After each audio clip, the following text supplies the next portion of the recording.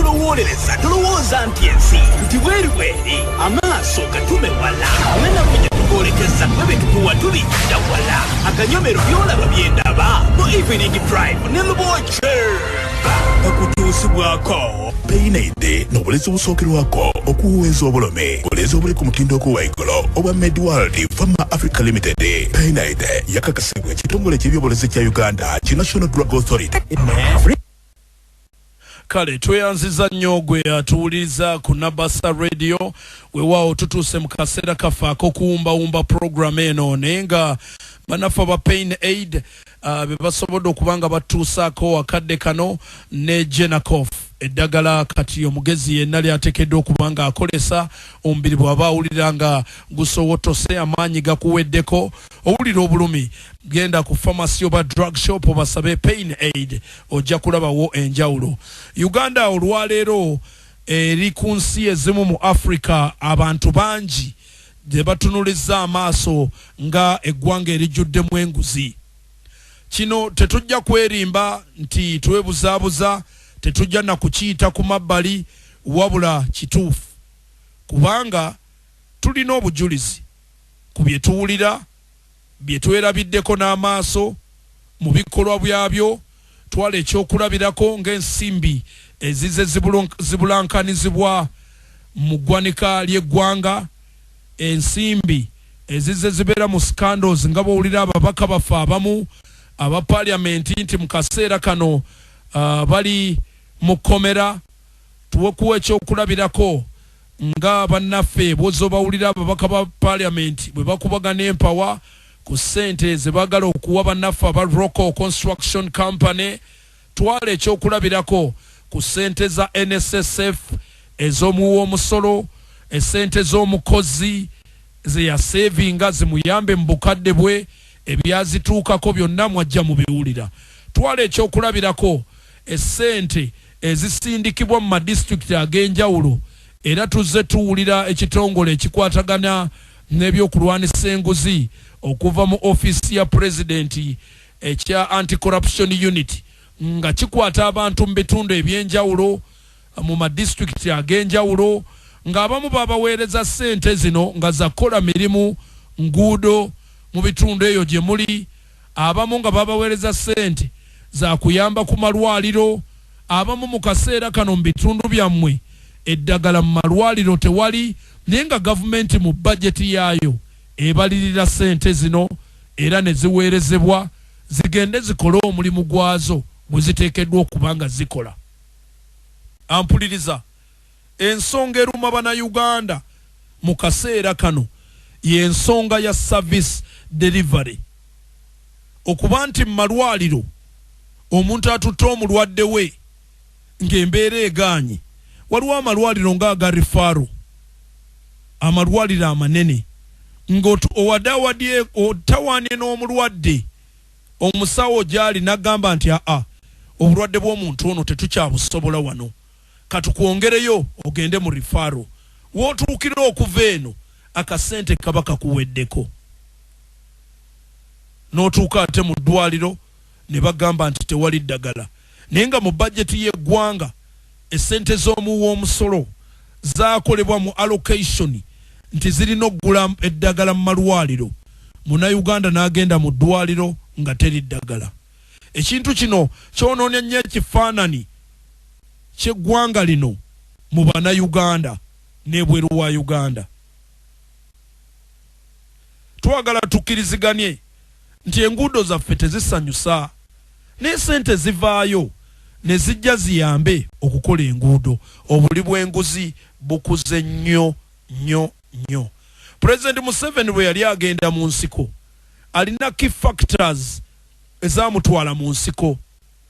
ng'alaba nti eggwanga lyetaaga likyukeko olw'omukwano gw'alina n'eggwanga lino, naye ebintu bino ebisinga banne bazaakola nabo bamuyiye, banne bazaakola nabo emirimu. Tukirizigane President Museveni banno mikwano gyo bewawa obuvunaanizibwa, bewawa emirimu, bewawa obuyinza, bewatikka omugugu okugenda okukola emirimu, kuba ffenna tukimanyi tosobola kubeera buli wamu. You cannot make it that way. Bakuyiye. bano bakudisappointinze emabega otwawulira abaali ku ssente z'omulwadde wa siriimu abo nabo bali eyo buli omu kati Uganda efuuse ya kimpe ekyekubire oli bw'asikamu zaasikamu ng'agenda oli bw'akwata kyakwata ng'agenda ne weewuunya omuntu owa wansi agenda kukola atya okweyagaliza buli kijja n'owulira nga weetaaga okyeyagaliza okisike ennyumba gy'osulamu amategula gaayo ga bbeeyi naye n'obubaati buno obweru bwe bavuddeyo bawa omuntu ow'ekkala moja ali mu mbeera etasaanidde afuneko naye bw'akakkanira bwe yeebakira n'obubba kati bannange oba muntu kikaaki njagala tukkiriziganye nti bannayuganda balina okuyiga okwagala ensi yaabwe yadde mulimu klasi y'abantu abalemesa bannayuganda okwagala ensi yaabwe kino mukimanye nti buvunaanyizibwa bwo nga bw'osobola okusanga omuntu ng'amaze okunywa akacupa k'amazzi ali mu mmotoka n'akasuula mu luguudo oba tolina mukwano na nsi yo buno buvunaanyizibwa bwo nga munnayuganda okwagala ensi yo nga munnayuganda okulaba nti enneeyisa eno gye ndi kweyisa ddala enjagalisiza ensi yange ninga for sure abasajja batodde ssente mu ggwanika ly'eggwanga bazisindise ng'essente zino zaggulira malwaliro ddagala gwe ne zituuka mu mikono gyo gwe n'ozikyusa kyano n'ozitwala mu kirala abantu ne basigala ng'eno balwala era nali mmanyi ku mulundi guno nti mu bajeti eno egenda okusomerwa gavumenti twali tugisuubira okutoola endwadde enkambwe ku bbiiru y'abannayuganda taking over nga bwe bawulira nti omuntu ono mulwadde wa mutima nga gavumenti ya Uganda emanya nti oyo ffe tulina omumusasulira mu ddwaliro because waliwo obulwadde omuntu owa bulijjo bw'aba nga takyasobola kuyamba omuntu n'aba n'omuntu we ne bamugamba nti kansa amulidde amumazeewo